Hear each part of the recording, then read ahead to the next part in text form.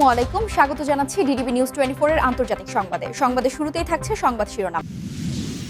ভেনেজুয়েলায় নির্বাচন কবে জানালো যুক্তরাষ্ট্র। ভারতে এই প্রথম আফগান দূতাবাসের দায়িত্বে তালেবান কূটনীতিক। যুক্তরাষ্ট্র পরীক্ষা নিতে চাইলে যুদ্ধের জন্য প্রস্তুত ইরান। খামেনি পরবর্তী ইরান, গণতন্ত্রের পুনঃপ্রতিষ্ঠা নাকি অরাজকতার শুরু। গ্রিনল্যান্ড রাশিয়ায় যোগ দিতে পারে, ট্রাম্পকে কটাক্ষ মেদভেদেভের। পাকিস্তান, তুরস্ক, সৌদি সামরিক জোটে যোগ দিতে পারে বাংলাদেশ। এতক্ষণ শুনছিলেন সংবাদ শিরোনাম, এখন থাকছে বিস্তারিত। ভেনেজুয়েলায় নির্বাচন কবে জানালো যুক্তরাষ্ট্র। ভেনেজুয়েলায় কবে নাগাদ নির্বাচন অনুষ্ঠিত হতে পারে তা বলার সময় এখনও আসেনি বলে জানিয়েছে যুক্তরাষ্ট্রের প্রেসিডেন্টের দফতর ও বাসভবন হোয়াইট হাউস। মঙ্গলবার ১৩ জানুয়ারি হোয়াইট হাউসের প্রেস সেক্রেটারি ক্যারোলিন লেভিট এই মন্তব্য করেন।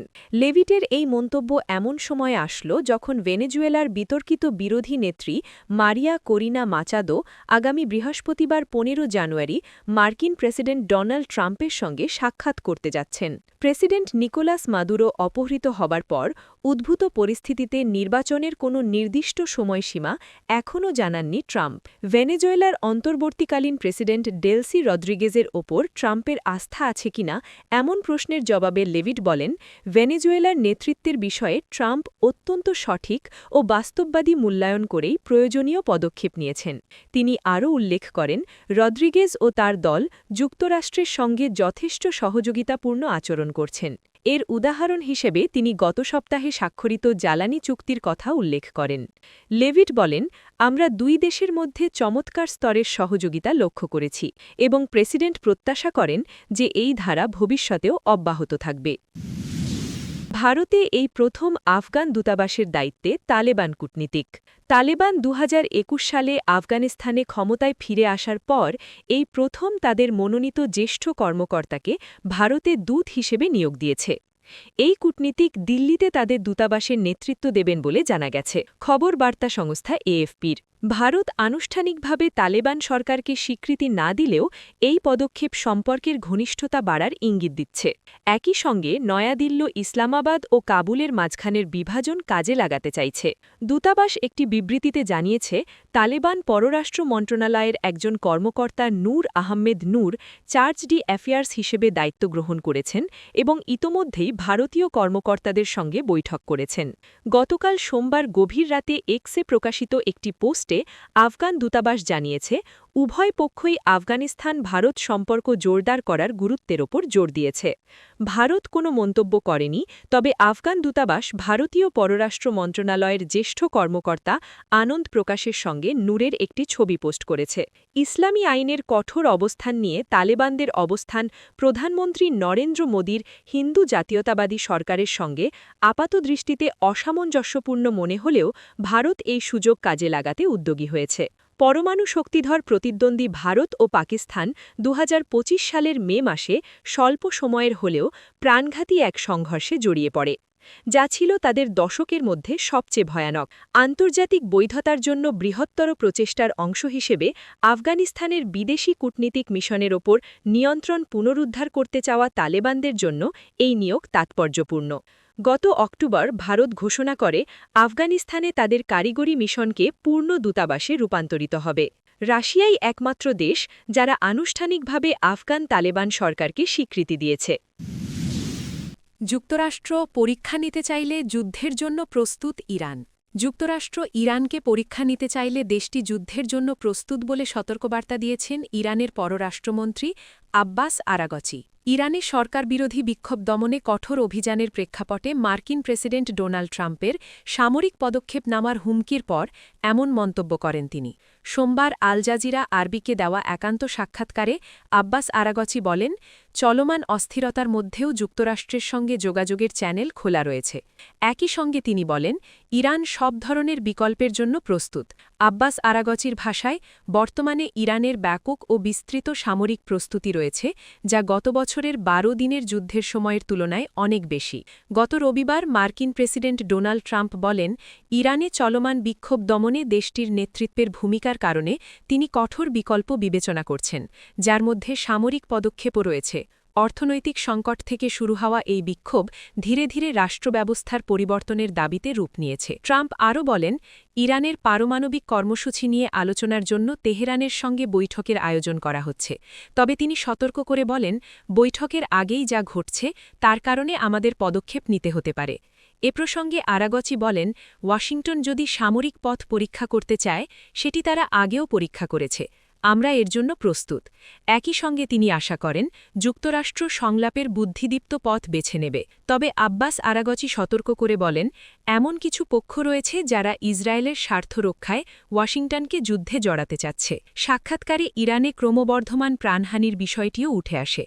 আরাগচি আগের মতোই দাবি করেন, বিক্ষোভের ভেতরে সন্ত্রাস গোষ্ঠী প্রবেশ করে নিরাপত্তা বাহিনী ও বিক্ষোভকারীদের ওপর হামলা চালিয়েছে।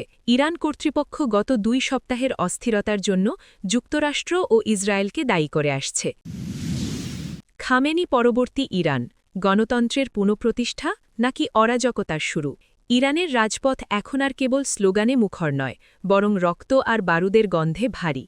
১৯৭৯ সালের ইসলামী বিপ্লবের পর দীর্ঘ ৪৭ বছর ধরে যে শাসন ব্যবস্থা দেশটিকে একটা করে রেখেছিল তা আজ ইতিহাসের কঠিনতম পরীক্ষার সম্মুখীন। সর্বোচ্চ নেতা আয়াতুল্লাহ খামেনির শাসনের অবসান চেয়ে সাধারণ মানুষের যে স্রোত রাজপথে নেমেছে তা দমন করতে রাষ্ট্র ব্যবহার করছে মরণঘাতী অস্ত্র। কিন্তু প্রশ্ন হল, যদি সত্যি কয়েক দশকের এই লৌহকঠিন শাসনের পতন ঘটে, তবে ইরানের ভাগ্যে কি অপেক্ষা করছে? গণতন্ত্রের সুবাতাস নাকি এক অনন্ত মহাবিপর্যয়? বিশ্লেষকরা বলছেন, খামেনির পতনের সম্ভাবনা যতটা না আশার আলো দেখাচ্ছে, তার চেয়েও বেশি জন্ম দিচ্ছে কিছু অস্তিত্ব সংকটের।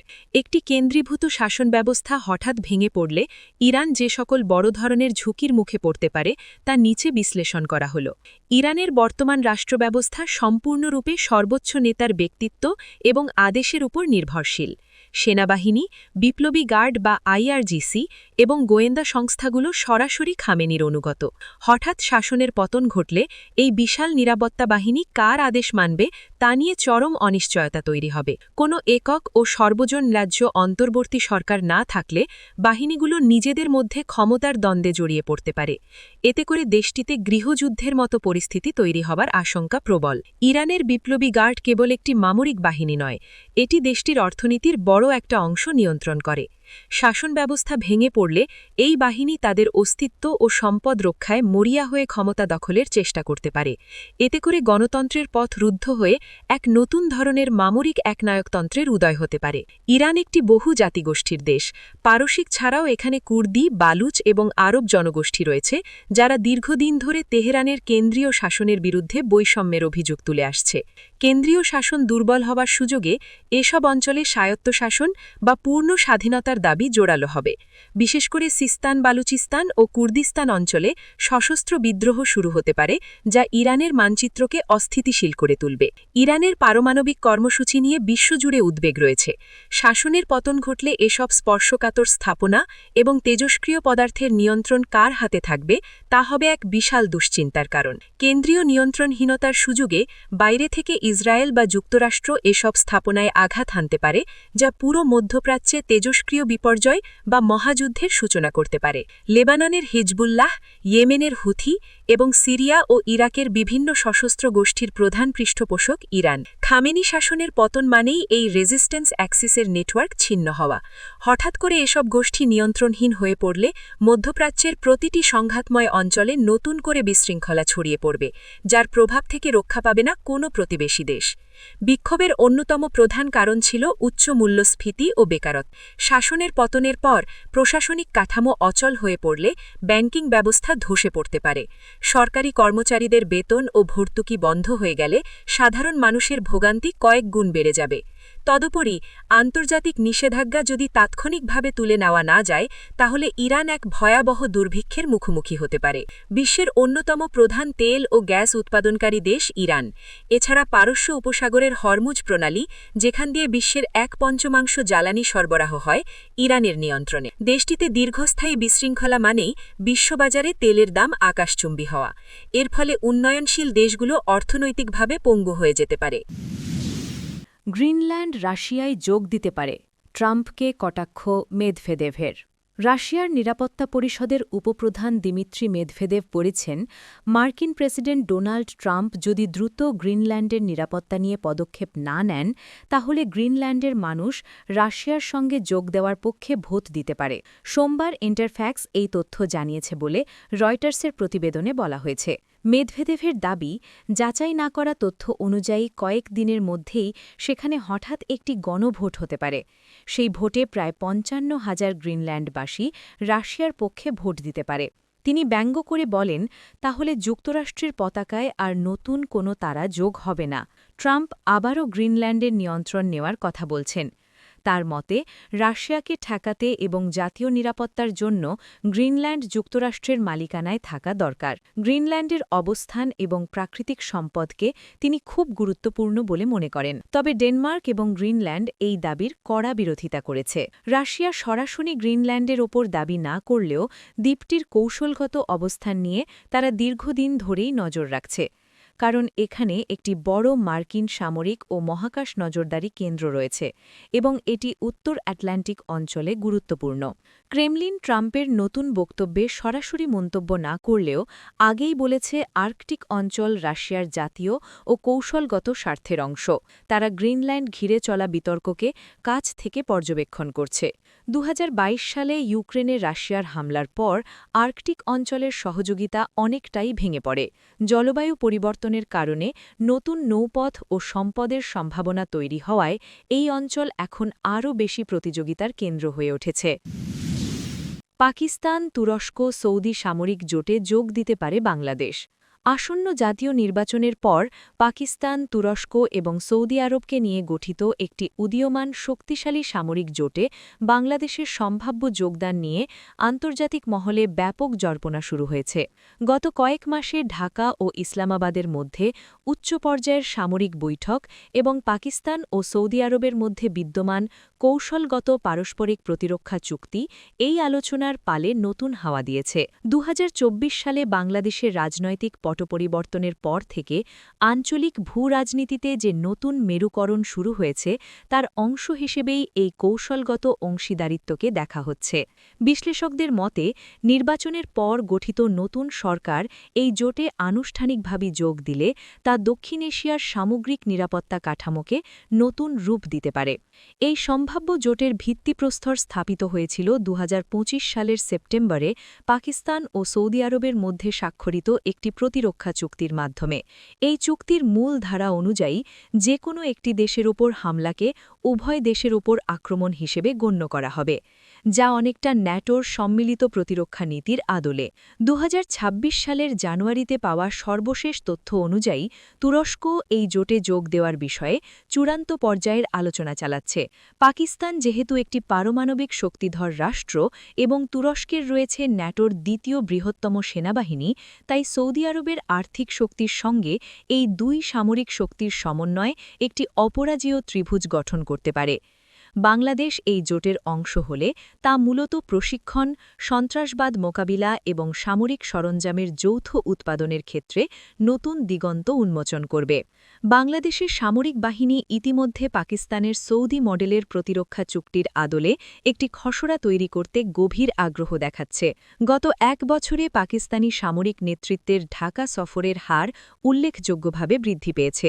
২০২৬ সালের জানুয়ারিতে বাংলাদেশ বিমান বাহিনী প্রধানের পাকিস্তান সফরকালে JF-17 থান্ডার যুদ্ধবিমান কেনার বিষয়ে বিস্তারিত আলোচনা হয়েছে, যা বাংলাদেশের ফোর্সেস ২০৩০ লক্ষ্যমাত্রা অর্জনে বড় ভূমিকা রাখবে। পাকিস্তান ইতিমধ্যে বাংলাদেশের জন্য সুপার মোশাক প্রশিক্ষণ বিমান দ্রুত সরবরাহের প্রতিশ্রুতি দিয়েছে। এই প্রতিরক্ষা সহযোগিতা শুধুমাত্র ক্রয় বিক্রয়ের মধ্যে সীমাবদ্ধ নয়, বরং গোয়েন্দা তথ্য আদান-প্রদান এবং যৌথ সামরিক মহড়া পর্যন্ত বিস্তৃত হতে পারে বলে জানা গেছে। তবে এই জোটে বাংলাদেশের যোগদানের বিষয়টি অনেকাংশে নির্ভর করছে ১২ই ফেব্রুয়ারির নির্বাচনের পর গঠিত সরকারের পররাষ্ট্র নীতির ওপর। যদিও বর্তমান অন্তর্বর্তীকালীন প্রশাসনের অধীনে খসড়া চুক্তির কাজ অনেক দূর এগিয়ে গেছে, তবে এর আনুষ্ঠানিক অনুমোদন দেবে পরবর্তী নির্বাচিত সংসদ। বাংলাদেশের প্রতিরক্ষা ব্যবস্থার আধুনিকায়ন এবং প্রতিবেশী দেশগুলির সঙ্গে শক্তির ভারসাম্য বজায় রাখতে এই জোটকে একটি গুরুত্বপূর্ণ সুযোগ হিসেবে দেখছেন নিরাপত্তা বিশ্লেষকরা। তবে ঐতিহাসিক প্রেক্ষাপট এবং দেশের অভ্যন্তরীণ রাজনৈতিক মেরুকরণের কারণে এই সিদ্ধান্ত গ্রহণের ক্ষেত্রে সরকারকে সতর্কতার সঙ্গে এগোতে হবে। শেষ পর্যন্ত বাংলাদেশ এই চতুর্মুখী জোটে যোগ দিলে তা হবে মুসলিম বিশ্বের প্রধান দেশগুলির মধ্যে এক নজিরবিহীন নিরাপত্তা সমন্বয়।